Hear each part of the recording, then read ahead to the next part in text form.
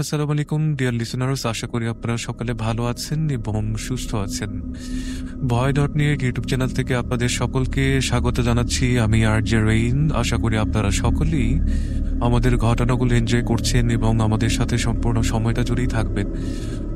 এপিসোডের শুরুতেই আমরা আপনাদেরকে বলে দিতে চাই যে আপনারা যদি আমাদেরকে ইমেল করতে চান তাহলে আপনাদেরকে যেটা করতে হবে সেটা হচ্ছে আমাদের ইমেল অ্যাড্রেসটা একটু মনে রাখতে হবে।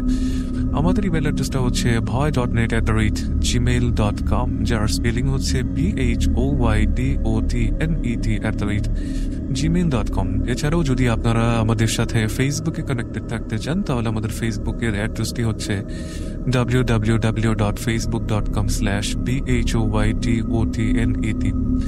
সকলকে আমন্ত্রণ জানাচ্ছি আজকে আমাদের 18 নম্বর এপিসোডে। আমাদের এই 18 নম্বর এপিসোডে আমরা আজকে আপনাদের সামনে ফিরে এসেছি একটি ঘটনা নিয়ে, যেটি আসলে মূলত আপনাদেরই পাঠানো একটি ঘটনা। It's an email, it's a very long story. তো আমি একটা জিনিস আপনাদের কাছে চাইবো যে আপনারা হচ্ছে আমাদেরকে সম্পূর্ণ সময়টা দিবেন এবং আমাদের এই ঘটনাটি আপনারা এনজয় করবেন। যেহেতু এটি একটি বড় এবং লং স্টোরি, সেহেতু মনোযোগ সহকারে শুনবেন এবং ধৈর্য ধরে শুনবেন আশা রাখছি। অতীতেও যেভাবে আপনারা আমাদের সাথে ছিলেন, ভবিষ্যতে বা এখনো থাকবেন, এই আশা জ্ঞাপন করে আমি আরজে রেইন চলে যাচ্ছি আজকে আমাদের ঘটনায়। ঘটনাটি যেভাবে লেখা আছে আমি সেভাবেই আপনাদের সামনে উপস্থাপন করছি। আসসালামু আলাইকুম রেইন ভাই, আশা করি ভালো আছেন। আমি আরমান বলছি কুমিল্লা থেকে। আমি আপনাদের নতুন চ্যানেলের ঘটনাগুলো শুনেছি, আমার ভালো লাগে বিধায় আজ একটি ঘটনা নিয়ে এসেছি আপনাদের কাছে। আজ যে ঘটনাটি শেয়ার করব সেটি আমার দাদার কাছ থেকে শোনা। ঘটনাটি আমার দাদার হোমটাউনে ঘটেছিল ওনার বন্ধু সাদমানের সাথে। চলুন কথা না বাড়িয়ে চলে যাই ঘটনায়। শীতের গভীর রাত, ঘড়িতে সময়ে 12টা ছুঁই ছুঁই। চারদিকে নির্জন নিস্তব্ধতা, ঘন কুয়াশায় ঢাকা পড়েছে শহরের শেষ প্রান্তের ছোট্ট গ্রাম বড়গাঁও। গ্রামের বাড়িগুলো দূরে দূরে ছড়িয়ে, মাঝে বড় বড় মাঠ আর ঘন বাঁশঝাড়। সাদমান এই গ্রামেরই ছেলে, ছোটবেলা থেকে এখানেই বেড়ে ওঠা। বর্তমানে গ্রামের একমাত্র হাই স্কুল শিক্ষক হিসেবে কর্মরত। বেশিরভাগ দিন সন্ধ্যের আগেই বাড়ি ফিরে এলেও আজ স্কুলের কাজ শেষ করতে করতে রাত হয়ে গেছে। বিদ্যালয়ে খাতাপত্র গোছাতে দেরি হয় আর একজন শিক্ষক কাইয়ুম ভাইয়ের সঙ্গে রাত পর্যন্ত বসে কাজ করতে হয়েছে। বিদায় নিয়ে যখন বের হলো, ঘড়ির কাঁটায় রাত 11:40। গ্রামের পথগুলো অন্ধকার, এখানে অনেক রাত পর পর কারেন্ট থাকে না। টর্চের ক্ষীণ আলোতে ধীরে ধীরে হাঁটতে শুরু করলো সাদমান।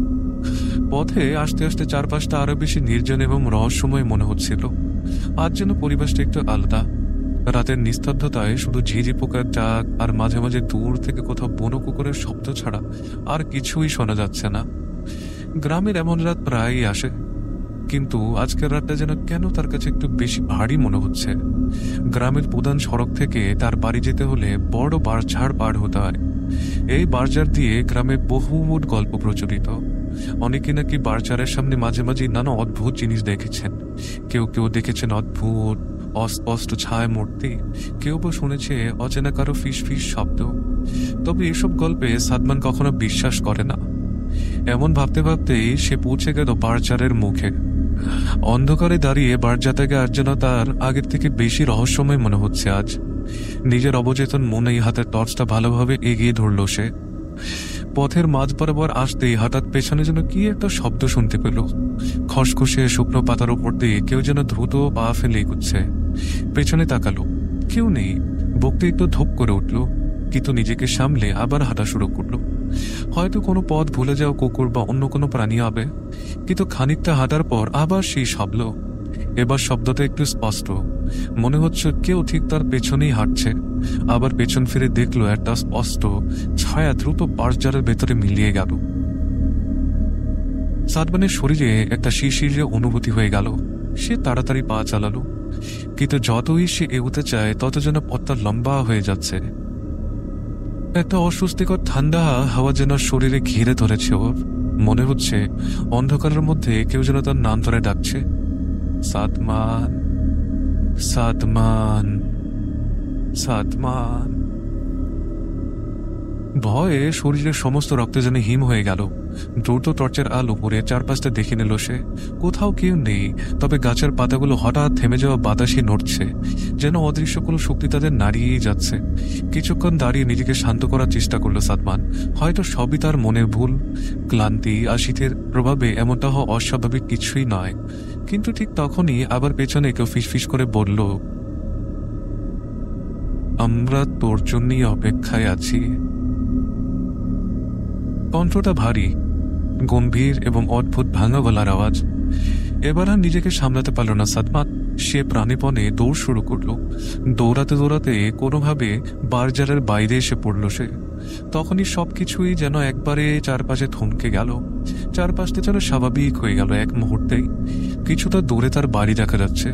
বাড়ির সামনে একটা লণ্ঠন নিয়ে মা দাঁড়িয়ে আছে। সাদমান হাঁপাতে হাঁপাতে মায়ের কাছে পৌঁছে গেল। মা বললেন, এত রাতে ফিরলি কেন বাবা? সব ঠিকঠাক ছিল তো? সাদমান ভয়ে বিষয়টা আড়াল করে বলল, কিছু না মা, স্কুলের কাজটা একটু বেশিই ছিল, তাই দেরি হয়ে গেল। ঘরে ঢুকে বিছানায় গিয়ে বসতেই শরীরটা থরথর করে কাঁপতে লাগলো। মন থেকে বারবার সে ভাঙা আওয়াজের কথাগুলো মাথায় ঘুরছিল। কারা তারা? তারা তার জন্য অপেক্ষা করছে কেন? সাদমান টেবিল থেকে গ্লাসের পানিটা ধীরে ধীরে নিয়ে পান করলো। চেষ্টা করলো মন থেকে ভয়টা সরিয়ে ঘুমিয়ে পড়া। তবে আজকের রাতটা যেন অন্য রাতের থেকে অনেক আলাদা, সে বুঝতে পারছিল স্পষ্টভাবেই। আর ঠিক তখনই তার জানালার কাচের বাইরে একটা হাতের ছাপ ভেসে উঠল। অদ্ভুত কালচে লম্বা হাতের ছাপ। সাদমান তা দেখতে পেল না। সে তখন চোখ বন্ধ করে ধীরে ধীরে ঘুমিয়ে পড়েছে। কিন্তু বারঝাড়ের অন্ধকারের যে রহস্য আজ তাকে অনুসরণ করে বাড়ি পর্যন্ত এসেছে, সেই রহস্য তাকে সহজে মুক্তি দেবে না। আজ রাতের ঘটনার পর থেকে তার জীবন আর আগের মতো স্বাভাবিক থাকবে না। কারণ সে অশুভ শক্তি এখন ঠিকই জানে তাদের খোঁজে সঠিক মানুষকে তারা পেয়ে গেছে। ভোরের আলো ফুটতে না ফুটতেই সাদমানের চোখ খুলে গেল। আগের রাতের ভৌতিক ঘটনাটি তার মনে এক অজানা শঙ্কা এবং আতঙ্কের জন্ম দিয়েছে। বিছানা থেকে উঠে জানালার পর্দা সরিয়ে বাহিরে তাকালো সে। সকালের শান্ত গ্রামটি তখনও হালকা কুয়াশার চাদরে ঢাকা, অথচ সেই শান্তি আজ তার মনকে শান্ত করল না, বরং বুকের ভেতরে যেন অস্থিরতা নিয়ে ছটফট করছে।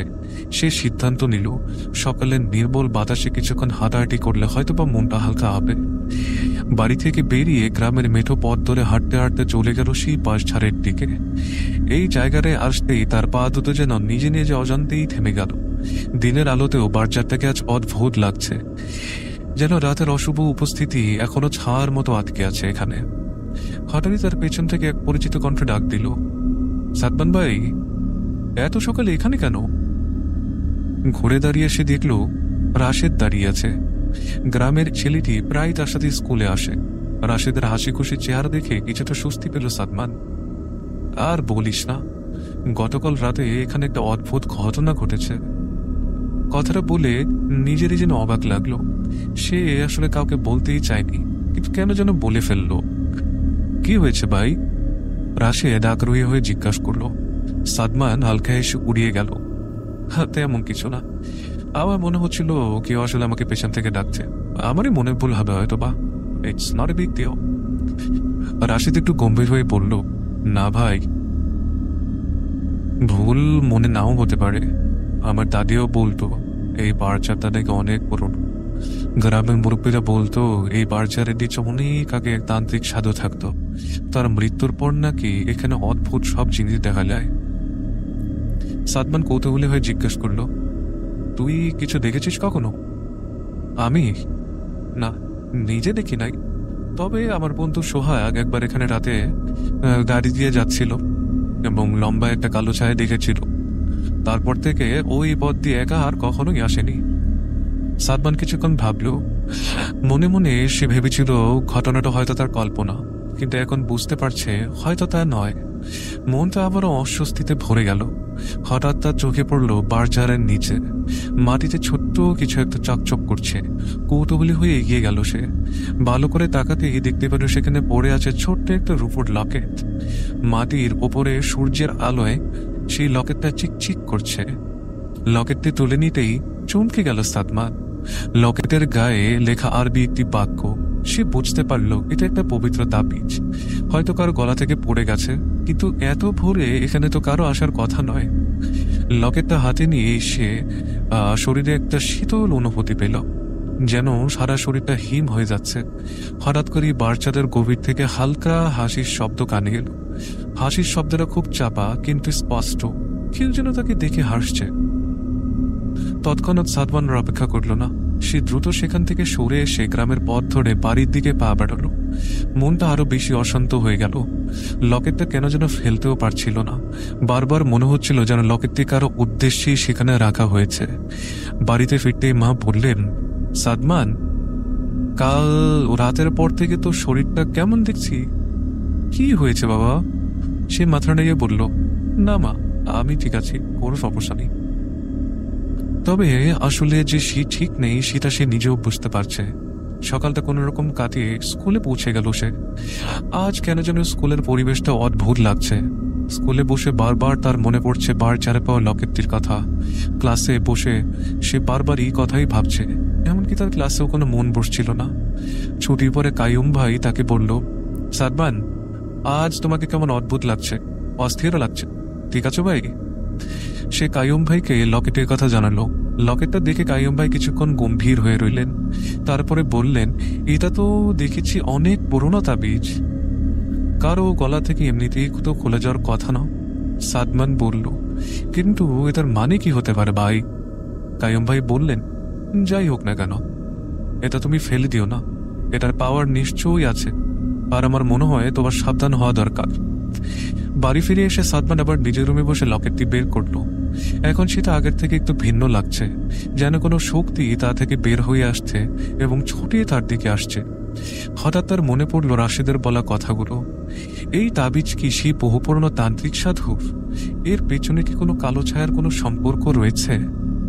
ভাবতে ভাবতে সে টেবিলের উপরে লকেটটা রেখে ঘরের বাহিরে চলে গেল। কিন্তু কিছুক্ষণ পরে ফিরে এসে যা দেখলো তাতে তার শরীরটা যেন লোম দাঁড়িয়ে গেল। টেবিলের উপরে রাখা তাবিজটা উধাও, অথচ ঘরের দরজা জানালা সবই ছিল বন্ধ। তাবিজটা উধাও হওয়ার পর থেকে সাদমানের মনে অদ্ভুত এক গভীরতা এবং অস্থিরতা দানা বাঁধতে শুরু করলো। সে ভালো করেই জানতো এই ধরনের ঘটনা সাধারণ কোনো ব্যাপার নয়। টেবিলের উপরে রাখা জিনিস কিভাবে এমন হঠাৎ গায়েব হতে পারে, কিন্তু একটা নিশ্চয়ই ঘটনা ঘটেছে যার উপরে তার নিয়ন্ত্রণ নেই আসলে। পরদিন সকালটা শুরু হলো অদ্ভুত এক ঘটনায়। স্কুলে পৌঁছানোর সাথে সাথে সে দেখল স্কুলের সামনে ছোট্ট একটা জটলা।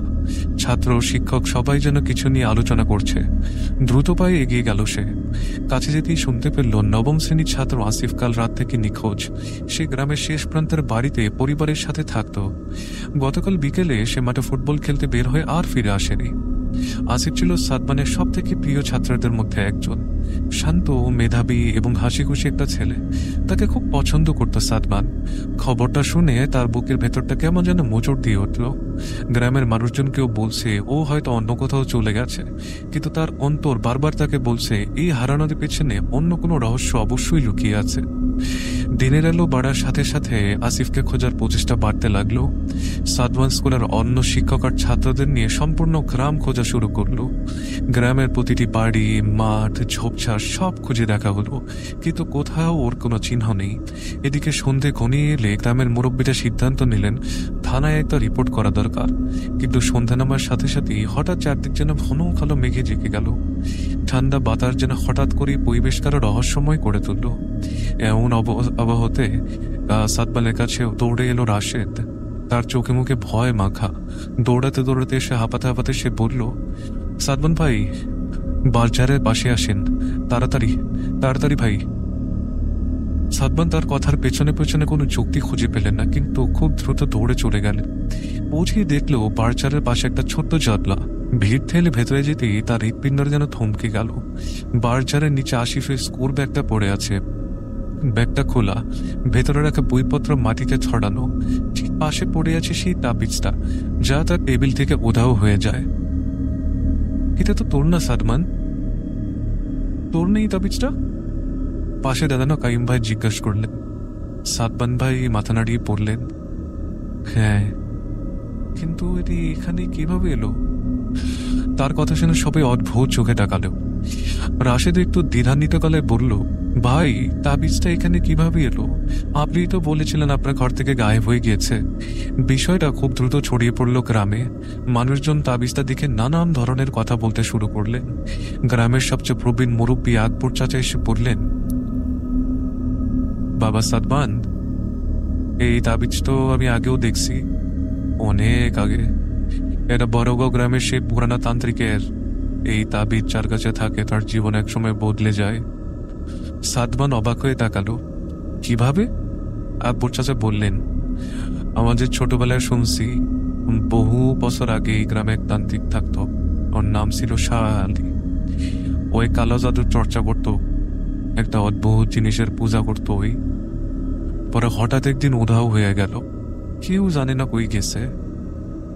তয় যাওনের আগে কয়ে গেছিল সে ফিরাইব, ফিরাই সে গ্রামের সবাইরে নিয়ে যাইব।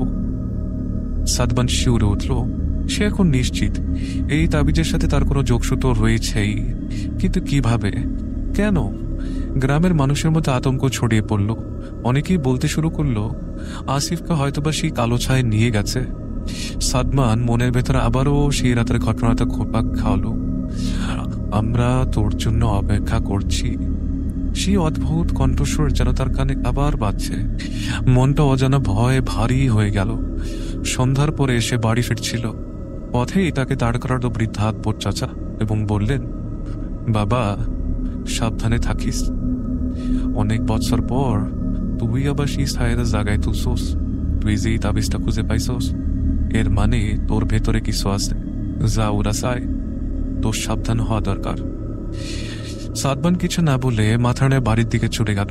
সে পরিষ্কার বুঝতে পারছিল ঘটনাগুলো কাকতালীয় নয়, কিন্তু একটা সত্যি কিছু একটা হচ্ছে এখানে। হয়তোবা কিছু একটা সত্যি জেগে উঠেছে। সেদিন রাতে ঘুমাতে যাওয়ার আগে সাদমান আবারও দরজা জানালা ভালো করে বন্ধ করে নিল, কিন্তু রাত গভীর হওয়ার পরে তার ঘুম আসছিল না। কিন্তু তখনই জানালার কাছে হঠাৎ টোকা পড়ল। ধীরে ধীরে জানালার পর্দা সরিয়ে দেখল বাইরে সে অস্পষ্ট কালো ছায়াটা দাঁড়িয়ে আছে। ছায়ার মুখ স্পষ্ট নয়, কিন্তু একজোড়া উজ্জ্বল লাল চোখ তাকে স্থির দৃষ্টিতে দেখছে। সাদমানের শরীর হিম হয়ে গেল। সে স্পষ্ট অনুভব করল রহস্যময় সেই শক্তি এখন সরাসরি তার কাছেই এসেছে। আর কি সে কি একা, নাকি সাদমান সেটা জানে না? কিভাবে এর থেকে মুক্তি পাওয়া যাবে সেটাও সে জানে না। এই গভীর রহস্য তাকে ঘিরে ধরেছে, যার থেকে পারানোর কোনো পথ নেই। লাল চোখের ছায়ামূর্তিটা স্থবির হয়ে জানালার বাহিরে দাঁড়িয়ে। সাদমান স্পষ্ট দেখতে পারল জানালার কাচের গায়ে ওই প্রাণীটার শ্বাস প্রশ্বাস জমে হালকা কুয়াশার মতো তৈরি হয়েছে। তার ভেতরটা শঙ্কা এবং আতঙ্কে থরথর করে কাঁপছিল। কি করবে বুঝতে না পেরে পেছনে সরে গেল সে। কিছুক্ষণ তাকিয়ে থাকার পর আচমকায় ছায়ামূর্তিটা ধীরে ধীরে মিলিয়ে গেল, যেন অন্ধকার তাকে নিজের ভেতরে টেনে নিয়েছে। সাদমান কিছুক্ষণ স্তব্ধ হয়ে দাঁড়িয়ে রইল। একটা প্রশ্ন তাকে বারবার করে করে খাচ্ছিল, কেন সেই রহস্যময় শক্তি তার পেছনে ঘুরছে? কেনই বা সে এই ভয়ঙ্কর ঘটনাগুলোর কেন্দ্রবিন্দুতে পরিণত হচ্ছে? সকাল পর্যন্ত আর ঘুম এলো না। ভোরের আলো ফুটতে সে সিদ্ধান্ত নিল একা একই রহস্যের সমাধান করা সম্ভব নয়। গ্রামের বয়োজ্যেষ্ঠ আকবর চাচা ছাড়া আর কাউকে তার বিশ্বাস হচ্ছে না। চাচা এই গ্রামের পুরনো ইতিহাস জানেন, তার কাছ থেকে হয়তো কিছু জানা যাবে। সকালে আলো ফুটতে না ফুটতেই সে পৌঁছে গেল আকবর চাচার বাড়িতে। বাড়ির সামনে বৃদ্ধ চাচা যখন উঠোনে বসে পানে খিলি চাবাচ্ছিলেন, তখন সাদমানকে দেখে উনি বললেন, তুই চলে আসছিস বাবা, জানতাম তুই আসবি। সাদমান অবাক হয়ে বলল, আপনি জানতেন? চাচা মাথা নাড়লেন। সেই তাবিজটা তুই খুঁজে পাইছস, এটাই তো সংকেত ভাব। আমি তোকে আগেই বলছিলাম তো। সাদমান বলল, চাচা আমাকে সব খুলে বল, এসবের মানে কি? আমি কেন? চাচা দীর্ঘশ্বাস ফেলে বলতে শুরু করলেন, প্রায় 60-70 বছর আগের কথা। আমি তখন ছোট। আমাদের গ্রাম ছিল এক সাধু, শাহ আলী। দেখতে অদ্ভুত শক্তিশালী এক মানুষ। অদ্ভুত সব জাদু করত সে। গ্রামের মানুষ তাকে ভয় পেত। একটা সময় গ্রামের অনেকেই তার ভক্ত হয়ে বসছিল। এক রাতে ওই গ্রাম থেকে হারায় যায়, তবে যাওয়ার আগে কয়ে যায় সে আবার ফিরাইব। সাদমান জিজ্ঞাসা করল, কিন্তু আমার সাথে এসবের কি সম্পর্ক? চাচা বললেন, তুই হয়তো জানোস না বাপ, তোর পরিবার এই গ্রামের সবচেয়ে পুরানো পরিবারগুলোর মধ্যে একটা। তোর দাদা ছিল এই গ্রামের সম্মানিত মানুষ। সেই শাহ আলী গ্রামের সবার মন বশ করতে পারলেও তোর দাদার মন কখনোই বশ করতে পারে নাই। তোর দাদা তার বিরুদ্ধে দাঁড়ায় গ্রামবাসীরা সতর্ক করছিল, এই জন্যই শাহ আলী গ্রাম ছাড়তে বাধ্য হয়েছিল। সাদমান শুনতে শুনতে অবাক হয়ে যাচ্ছিল। মানে আমার পরিবারের সাথে তার শত্রুতা? চাচা মাথা নাড়লেন। হ্যাঁ, গ্রামের বাকি সবাই তারে ভয় পাইত, নয়তো তারা সমর্থন করছিল কে, কিন্তু তোর দাদা করে নাই। এই জন্যই শাহ আলী তোর পরিবারের প্রতি রাগ পয়সা রাখছিল। চলে যাওয়ার আগে সে কইছিল, তোদের এই গ্রামে আমি ফিরামু আর প্রতিশোধ নিমু। সাদমান এবার বুঝতে পারলো সেই ভাঙা ভারী গলার আওয়াজ কেন পড়েছিল। আমরা তোর জন্য অপেক্ষায় আছি। কিন্তু তার প্রশ্নের উত্তর এখনো সম্পূর্ণ পরিষ্কার নয়। সে আবার জিজ্ঞাসা করলো, চাচা ওই তাবিজটা কি? চাচা বললেন, ওইটা ছিল শাহ আলীর তৈরি। গ্রামের মানুষ কইতো ওর মৃত্যুর পরে তাবিজের মধ্যে নাকি ওর কালো শক্তি কিছু অংশ থাইকা গেছিল। এই তাবিজ যার হাতেই পড়বে তারই নাকি বাইসানি ফিরে আসার মাধ্যমে হিসাবে। ওই সাদমান অবাক হয়ে বলল, তার মানে আমি কি সেই মাধ্যম? সে কি আমাকেই বেছে নিয়েছে? চাচা একটু চিন্তিত গলায় বললে, এখনো নিশ্চিত হয়ে বলা কঠিন রে বাপ, তবে সে যে তোরে টার্গেট করছে এইটা তো স্পষ্ট। এই গ্রামে সে ফিরে আসতে চাইতেছে তোর মাধ্যমে। তোর দাদার রক্তের কারণে তুই তার সব থেকে বড় বাধা, তাই সে তোরই আগে সরাইতে চাইব। বৃদ্ধ চাচার কথাগুলো শুনে সাদমানের শরীর আরো ভারী হয়ে গেল। তাহলে সে আসিফকে কেন নিয়ে গেছে? আসিফ কি একটি ইঙ্গিত ছিল, নাকি তাকে আঘাত করার প্রথম ধাপ? চাচা বললেন, বাবা সাদমান, খুব সাবধানে থাকতে হইব। তুই একাইটা সামাল দিতে পারবি না, আমি তোর পাশে আছি। কিন্তু তার চেয়ে বড় কথা, শাহ আলী যদি সত্যিই ফিরে আইসা থাকে তাইলে এই গ্রামে বড়ই অমঙ্গল আছে। চাচার বাড়ি থেকে বেরিয়ে এসে সাদমান ধীরে ধীরে নিজের বাড়ির দিকে হাঁটতে লাগলো। সে ভাবছিল যা ঘটছে তার জন্য কি আদৌ সে প্রস্তুত। হঠাৎ পেছনে কারো ভারী পায়ের শব্দ শুনে চমকে উঠল সে। দেখলো কাইয়ুম ভাই দ্রুত পায়ে এগিয়ে আসছে। সাদমান, গ্রামে কি হচ্ছে কিছু বুঝতে পারছো? সে একটু দ্বিধায় পড়ে গেল। আপনিও জানেন? কাইয়ুম ভাই হাতটা ধরে বললেন, গত রাতে আমিও দেখেছি ওকে। আমার ঘরের জানালার বাহিরে দাঁড়িয়েছিল, কিছু একটা বলছিল, কিন্তু বুঝতে পারিনি। ও তাহলে গ্রামের অন্য কাউকেও খুঁজছে? সাদমান বিস্মিত হয়ে বলল, ঠিক, গ্রামের অন্যরাও নাকি ছায় দেখতে শুরু করেছে। আতঙ্ক ছড়িয়ে যাচ্ছে, আমাদের কিছু একটা করতে হবে, বললেন কাইয়ুম ভাই। সাদমান কিছুটা ভাবল, বুঝতে পারলো এখনই কিছু না করলে দেরি হয়ে যাবে। সে বলল, চলুন আমরা গ্রামের সবাইকে এক জায়গায় ডাকবো, সবাই মিলে সিদ্ধান্ত নিতে হবে। কিন্তু সেদিন সন্ধ্যার আগেই আবার নতুন এক সংকেত এলো। গ্রামের মসজিদের ইমাম সাহেবকে পাওয়া গেল বারচারের পাশে। তিনি জীবিত কিন্তু অজ্ঞান, পাশে পড়ে আছে সেই একই তাবিজ। গ্রামের আতঙ্কের মাত্রা তখন চরম চূড়ায়। সাদমান বুঝল শাহ আলী সরাসরি তাকে চ্যালেঞ্জ করছে। এবার তাকে লড়াইয়ে নামতে হবে, কারণ এই লড়াই থেকে পালানোর আর কোনো পথ নেই। মুখোমুখি তাকে হতেই হবে। সন্ধে পার হতে গ্রাম জুড়ে যেন আতঙ্ক গভীর হয়ে গেল। অজ্ঞান হয়ে পড়ে থাকা ইমাম সাহেবকে গ্রামের কয়েকজন যুবক দ্রুত তার ঘরে নিয়ে গেছে। তিনি জ্ঞান ফিরে পাওয়ার পর থেকে উদ্ভ্রান্তের মতো প্রলাপ বকছেন, কাউকে চিনতে পারছেন না। গ্রামের সবচেয়ে শ্রদ্ধেয় মানুষটার এই করুণ অবস্থা দেখে সম্পূর্ণ গ্রামে ছড়িয়ে গেল অজানা ভয়ের এক শিহরণ। সাদমান আর কাইয়ুম ভাই ইমাম সাহেবকে দেখতে গেলেন। ইমাম সাহেব ছোট্ট ঘরটিতে তখন মোমবাতি ক্ষীণ আলো জ্বলছিল। দরজার কাছে দাঁড়াতেই ভেতর থেকে স্পষ্ট গোমানির শব্দ ভেসে এলো। ইমামের পাশে ছিলেন আকবর চাচা। তিনি ইশারায় তাদের বসতে বললেন। সাদমান কাছে যেতে ইমাম সাহেব ভীত চোখে তার দিকে তাকিয়ে বললেন, তুমি এসেছো? ও আমাকে খুঁজেছে, তোমাকেই চায়, ও অপেক্ষা করছে। সাবধান হও, সাবধান হও, সাবধান হও। সাদমান শিউরে উঠল। সে জিজ্ঞাসা করল, কে ইমাম সাহেব? আপনি কার কথা বলছেন? ইমাম সাহেব কাঁপতে কাঁপতে বললেন, সেই মানুষ, সে ছায়া, বারঝাড়ে সেই অশুভ জিনিস, জিন।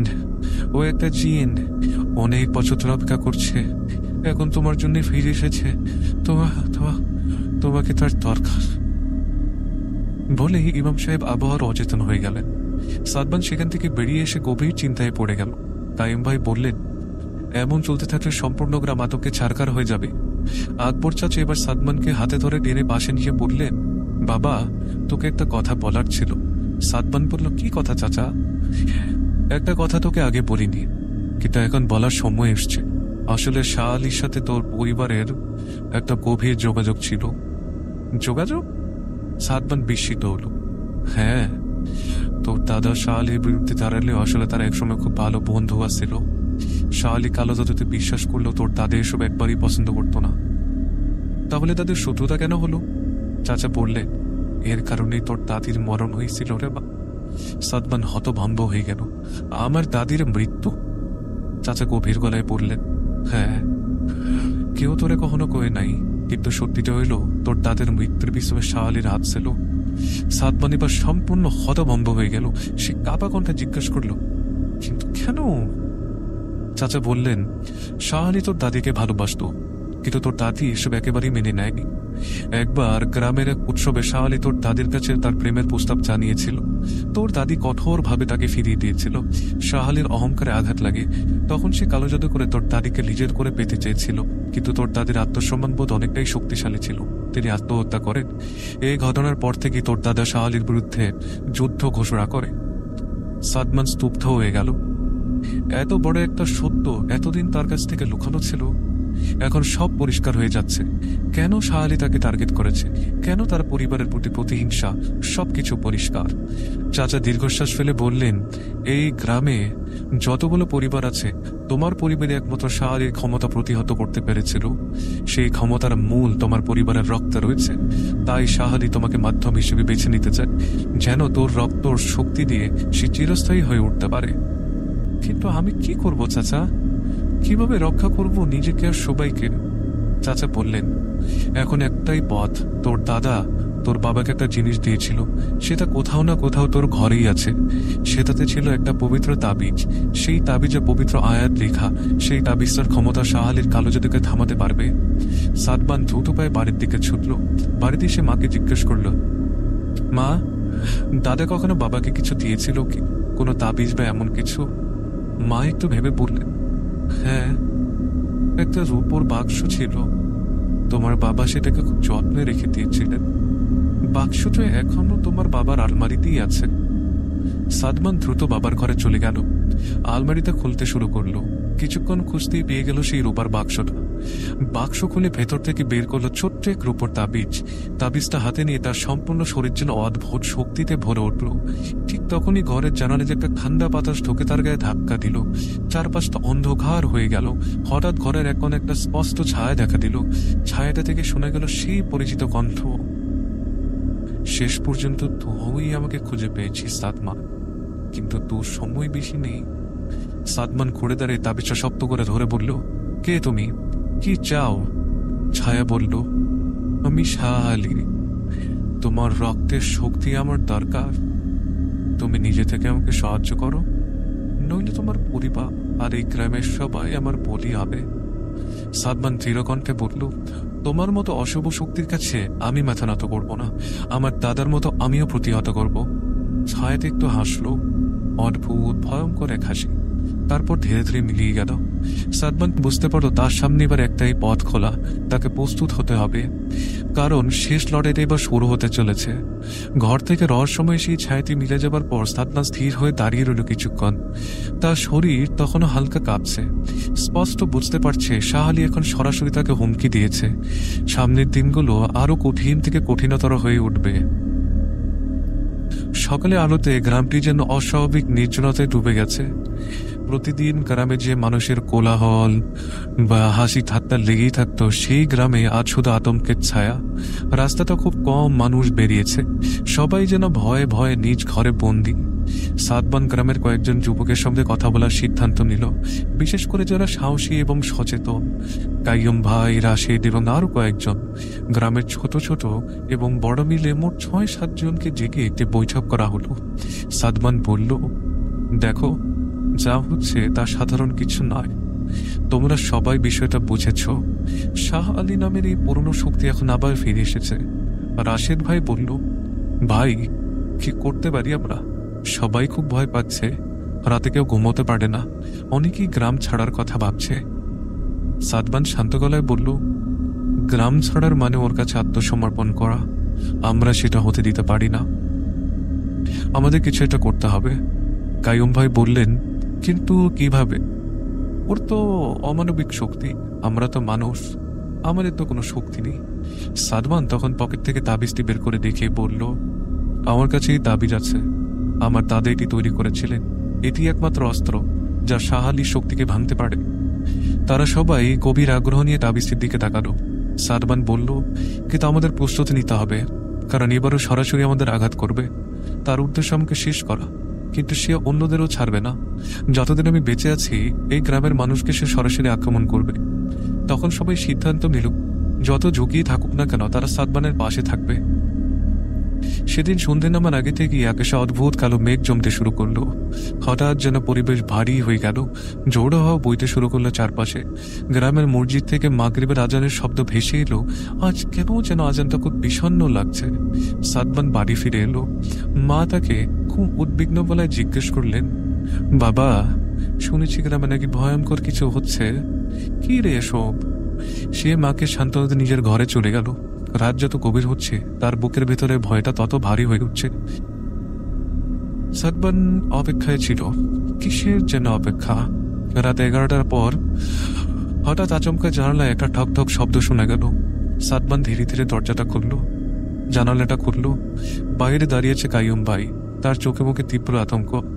সাদমান, গ্রামে ভয়ঙ্কর ঘটনা ঘটছে ভাই, তোমার সাহায্য দরকার। কাইয়ুম ভাই উদ্বিগ্ন গলায় বললেন। সাদমান দ্রুত বাইরে বেরিয়ে এলো। কাইয়ুম ভাই তাকে নিয়ে গ্রামের পূর্ব দিকে ছোট্ট পুকুরের পাশে গেল। গিয়ে যা দেখা গেল তা তার শরীরে বরফের মতো ঠান্ডা করে দেওয়ার জন্য যথেষ্ট। পুকুর পাড়ে অজ্ঞান অবস্থায় পড়ে আছে কয়েকজন গ্রামবাসী। তাদের শরীরে অদ্ভুত আঁচড়ের দাগ। পাশে দাঁড়িয়ে আছে বাকিরা, তাদের মুখে ভয়ানক ছাপ। একজন গ্রামবাসী কাঁপতে কাঁপতে বলল, সাদমান, আমরা এখানে বসেছিলাম, হঠাৎ ঘন এক কালো ছায়া এসে আমাদের আক্রমণ করলো। সেটা আমাদের সবার নাম ধরে ডাকছিল। ও তোমাকে চায়, বলেছে তুমি যদি নিজে তার হাতে নিজেকে তুলে না দাও তাহলে সে গ্রামের সবাইকে এভাবে মেরে ফেলবে, শেষ করে দেবে। সাদমান দ্রুত আহতদের ঘরে পাঠানোর ব্যবস্থা করলো। সবাই বলল, আজ রাতের মধ্যেই সবাইকে যার যার ঘরে আয়াতুল কুরসি পড়ে ঘুমাতে হবে। ঘরের দরজা জানালা বন্ধ রাখতে হবে। কাউকে যেন দরজা খুলতে না দেওয়া হয় এবং কেউ যেন কারো ঘরে না যায় রাতের বেলা। সবাই দ্রুত চলে গেল।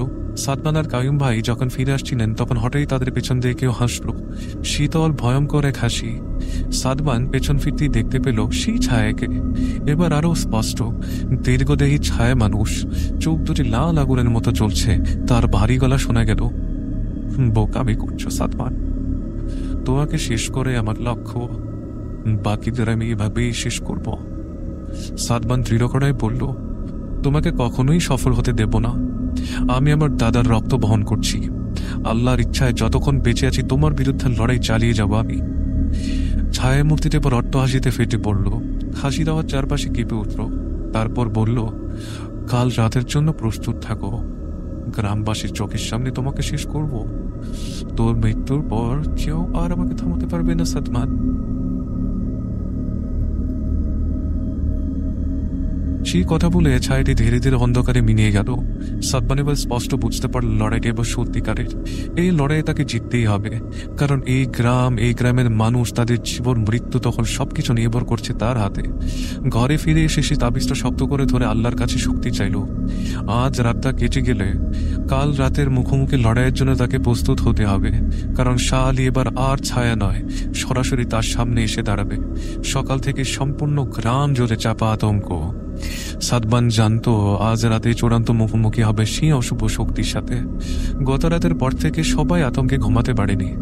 গ্রামের বাড়িতে শুধু কান্নার রোল, কোথাও চাপা দীর্ঘশ্বাস, আবার কোথাও মানুষের ছড়াছড়ি। কিন্তু কেউই কিছুই যেন করতে পারছে না। সবাই ভীত হয়ে যাচ্ছে, গ্রাম ছেড়ে চলে যেতে চাইছে, কিন্তু কোথাও যাবে না কেউ, কেন জানি না। সবাই তাকিয়ে আছে সাদমানের দিকে। দুপুরে গ্রামের একটি জরুরি বৈঠক বসানো হলো। গ্রামের মসজিদের সামনে উন্মুক্ত জায়গায় সবাই জড়ো হলো। গ্রামের মুরব্বীরা সবাই আগে বসলেন। সেখানে আকবর চাচার সামনে এসে দাঁড়ালেন। তিনি ভারী গলায় বললেন, আজ আমাদের গ্রামে এক কঠিন দিন আসছে। অনেক বছর আগে এই অশুভ শক্তিকে আমরা বলতে চেয়েছিলাম, সে আবার ফিরে এসছে আজ। আমাদের একমাত্র ভরসা এখন সাদমান। তার পরিবার আমাদেরকে আগেও বাঁচিয়েছে, এবারও তাকেই আমাদের পাশে দাঁড়াতে হবে। আমরা তার পাশে আছি। সবাই একমতে সম্মতি জানালো। সাদমান সামনে এগিয়ে গেল। তার চোখ মুখে ছিল দৃঢ় সংকল্পের ছাপ। সে সবাইকে স্পষ্টভাবে বলল, আমি জানি আমার দাদার শক্তি আমার ভেতরে আছে, কিন্তু এই লড়াই আমি একা লড়তে পারবো না। আপনাদের সকলের সাহায্য প্রয়োজন। আমি চাই আজ রাতে আগেই আমরা সবাই একত্র হই। আমরা একটা চক্র তৈরি করব যেখান থেকে শাহ আলী বেরোতে পারবে না। একজন যুবক জিজ্ঞেস করলো, কিভাবে সম্ভব এটা? সাদমান তার পকেট থেকে সেই তাবিজটি বের করে দেখালো। তারপর বললো, এটা আমার দাদা রেখে যাওয়া শক্তি। এই পবিত্রতা শাহ আলীর শক্তিকে দুর্বল করে দিতে পারে, তবে এটাকে আরো শক্তিশালী করতে হবে। আমরা সবাই মিলে আজ সূরা ইয়াসিন এবং আয়াতুল কুরসি পড়ে ফু দিয়ে শক্তিশালী করে নেব। তারপর গ্রামের চারপাশে একটি পবিত্র চক্র তৈরি করব। সবাই একমত হয়ে গেল। এরপর থেকে শুরু হলো প্রস্তুতি। গ্রামের মানুষেরা, পুরুষ মানুষেরা বাজারের চারপাশে একটি বৃত্ত গঠন করল। সাদমান সেখানে পবিত্র কালাম পড়ে একটি অদৃশ্য দেয়াল তৈরি করতে শুরু করলো। নালীরা ঘরে বসে পবিত্র কোরআনের আয়াত পড়তে লাগলেন। গ্রামের বৃদ্ধরা মসজিদে বসে দোয়া করতে লাগলেন। চারপাশে যেন ভিন্ন এক ধরনের শক্তি ছড়িয়ে পড়ল। সন্ধ্যের আগে গ্রামের চারপাশে ঘিরে তৈরি হল অদৃশ্য এক পবিত্র দেয়াল। এবার অপেক্ষা রাতের, যখন আসবে সেই চূড়ান্ত মুহূর্ত। সাদমান জানত আজ রাতে হয় শাহ আলী ধ্বংস হবে, নয়তো এই গ্রাম চিরদিনের মতো অন্ধকারে ডুবে যাবে। অবশেষে রাত নেমে এলো। আকাশের ঘন মেঘ চাঁদটাকে ঢেকে দিল। বাতাস ক্রমশই ভারী হতে শুরু করলো। দূর থেকে বজ্রপাতের আওয়াজ শোনা যেতে লাগলো। সবাই বাড়ির ভিতরে বসে আয়াত পড়ছিলেন। সাদমান, কাইয়ুম ভাই সবাই খুব ভয়ে ছিলেন, কিন্তু গ্রামের যুবক গ্রামের কেন্দ্রে দাঁড়িয়ে সবাই অপেক্ষা করছিলেন। সাদমান তাবিজটা শক্ত করে ধরে রেখেছিল তার বুকের ভেতরে সাহস এবং অদ্ভুত এক শক্তির জন্য। মধ্যরাতের রাতের দিকে হঠাৎ চারপাশ থেকে হিমশীতল বাতাস বইতে শুরু করলো। সবাই বুঝে গেল শাহ আলী এসে গেছে। একটা ভারী বিকট হাসির শব্দে বাতাস যেন ভারী হয়ে উঠল। গ্রামের কেন্দ্র থেকে কিছু দূরে বাজারের দিকে ধীরে ধীরে দেখা গেল সেই বিশাল কালো ছায়া আগুনের মতো লাল চোখ নিয়ে এগিয়ে আসছিল। গ্রামের সাহসী যুবকরাও আগুনের মতো সাহস নিয়ে তার সামনে এগিয়ে যাচ্ছিল। তারা যদিও একটু পিছিয়ে হটেছিল। শাহ আলী ভারী গলায় বলল, তোমরা ভাবছো এই তুচ্ছ চক্র দিয়ে আমাকে থামাবে? আমি আজ এই গ্রামকে অন্ধকারে নিমজ্জিত করব। সাদমান সামনে এগিয়ে বলল, আমি জানি তুমি শক্তিশালী, কিন্তু অশুভ শক্তি কখনো শুভ শক্তির সামনে দাঁড়াতে পারে না। আমার দাদার মতো আমিও তোমাকে পরাজিত করব। ছায়াটা আবার হাসলো, তুই ভুল করছিস সাদমান, আজ তোর মৃত্যু দিয়ে আমার নতুন রাজত্ব শুরু হবে কিন্তু। এই বলে সে দ্রুত এগিয়ে আসতে লাগলো, কিন্তু চক্রের কাছে এসে হঠাৎ সে থেমে গেল। পবিত্র আয়াতের তৈরি দেয়াল তাকে ভেতরে ঢুকতে দিচ্ছে না। রাগে সে চিৎকার করে বলল, এ কি করেছিস তোরা? আমাকে থামানোর চেষ্টা করছিস? সাদমান সাহস করে বলল, তোমাকে আর এই গ্রামে মানুষজনের উপর অত্যাচার করতে দেওয়া হবে না। ফিরে যাও, নইলে তোমার শেষ এখানেই হবে। ছায়াটা এবার উন্মত্ত হয়ে গেল। চক্রের চারপাশে বারবার আঘাত করতে লাগলো, কিন্তু পবিত্র দেয়াল তাকে আটকে দিতে লাগলো। সাদমান বুঝতে পারলো এই মুহূর্তে তারা নিরাপদ, কিন্তু এই দেয়াল বেশিক্ষণ টিকবে না। তাকে শেষ প্রস্তুতি নিতে হবে। সে তার সঙ্গীদেরকে বলল, এখন আমাদের চূড়ান্ত লড়াই করতে হবে। সবাই মনে রাখবে, একসাথে আল্লাহর নাম নিয়ে আমরা এই অশুভ শক্তিকে পরাজিত করবো ইনশাল্লাহ। সবাই একসাথে দৃঢ়ভাবে সম্মতি জানালো। সাদমান গভীর শ্বাস নিয়ে প্রস্তুত হল চূড়ান্ত লড়াইয়ের জন্য। এই যুদ্ধে নির্ধারণ হবে গ্রামবাসীর ভাগ্য, তার নিজের ভাগ্য, এবং নিয়ে অন্ধকার শক্তির চিরতরে অবসান হবে কিনা। সেই কালো ছাইটে তখন বৃত্তের বাহিরে দাঁড়িয়ে ভয়ঙ্কর চোখে তাকিয়েছিল। চূড়ান্ত যুদ্ধ এবার শুরু হতে চলেছে। চারপাশে হিমেল হাওয়া, বাতাস যেন আরো ভারী হয়ে উঠল। পবিত্র চক্রের বাহিরে দাঁড়িয়ে শাহ আলীর ছায়ারূপ ক্রমশ অস্থির হয়ে উঠছিল। সে বারবার চেষ্টা করছিল যেন অদৃশ্য দেয়াল ভেঙে গ্রামের ভেতরে প্রবেশ করতে পারে, কিন্তু পবিত্র আয়াতের শক্তি তাকে বাধা দিয়ে যাচ্ছিল। সাদমান জানত এই চক্র বেশিক্ষণ সময় টিকবে না। তার হাতে থাকা দাদা সেই তাবিজটা তখন হালকা আলো ছড়াতে শুরু করেছে। সে বুঝলে এই মুহূর্তে কিছু একটা করতেই হবে। সে সাহস নিয়ে এক পা এগিয়ে গেল। শাহ আলী ভারী গলায় হুঙ্কার দিল, তুই কি ভাবছিস এই দেয়াল কি আমাকে রুখে রাখতে পারবে? আমি এই পৃথিবীর নয়, তুচ্ছ মানুষের মন্ত্রে আমার শক্তি শেষ হবে না। তো শেষ আমি আজ দেখে ছাড়বো।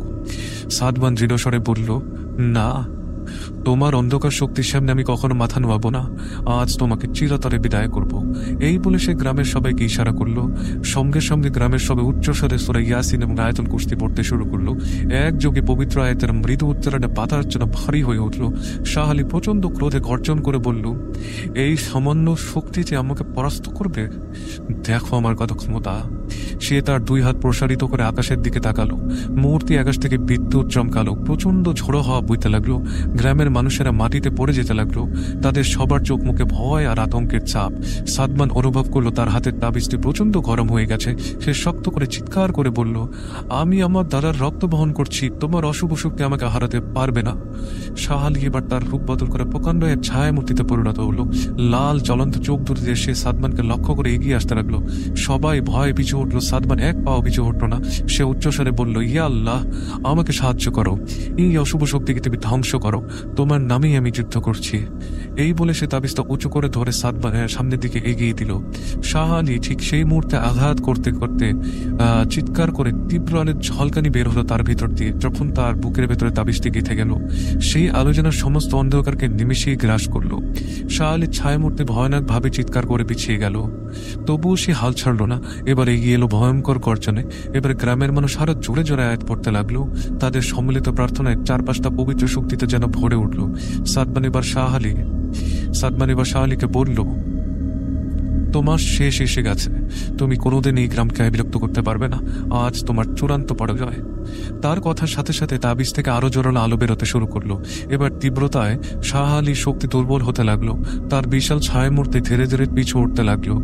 সে আর্তনাদ করে বলে উঠল, না, এটা হতে পারে না, আমি কখনো হারতে পারি না। সাদমান তখন দৃঢ়কণ্ঠে উচ্চারণ করে বলল, পবিত্রতার সামনে অশুভের কোনো স্থান নেই। আল্লাহর কালামের শক্তির কাছে তোমার কালো জাদু কখনোই টিকবে না। তোমার পরাজয় নিশ্চিত। শাহ আলীর ছায়া আরো দুর্বল হয়ে গেল। তার শরীর যেন ধীরে ধীরে অদৃশ্য হয়ে যাচ্ছে। সে শেষবারের মতো চিৎকার করে বলল, আমি আবার ফিরে আসব, আবার। কিন্তু তার কথাগুলো শেষ হওয়ার আগেই সে সম্পূর্ণ অদৃশ্য হয়ে গেল। চারপাশে তখন বাতাস ধীরে ধীরে শান্তও হয়ে গেল। গ্রামের মানুষেরা সবাই বিস্ময়ের সুস্থিতে হাফ ছেড়ে উঠল। সবাই সাদমানের দিকে ছুটে এলো। কায়ুম ভাই তাকে ধরে বললেন, আমরা জিতেছি সাদমান, আমরা জিতেছি। গ্রামের বৃদ্ধ আকবর চাচা বললেন, আমাদের প্রাণ বেঁচে গেল বাবা, তুই আমাদের রক্ষা করলি। তোর দাদার রক্তের ভাগ্য এবং তোর দাদার রক্তের যোগ্য উত্তরসূরি তুই। সাদমান আল্লাহর কাছে কৃতজ্ঞতায় মাথা নত করল। গ্রামবাসীরা সবাই তার কাঁধে হাত রেখে তাকে অভিনন্দন জানাতে লাগলো। ধীরে ধীরে রাত পেরিয়ে ভোরের আলো ফুটতে শুরু করলো। সকাল হতেই সবকিছু যেন স্বাভাবিক হয়ে গেল।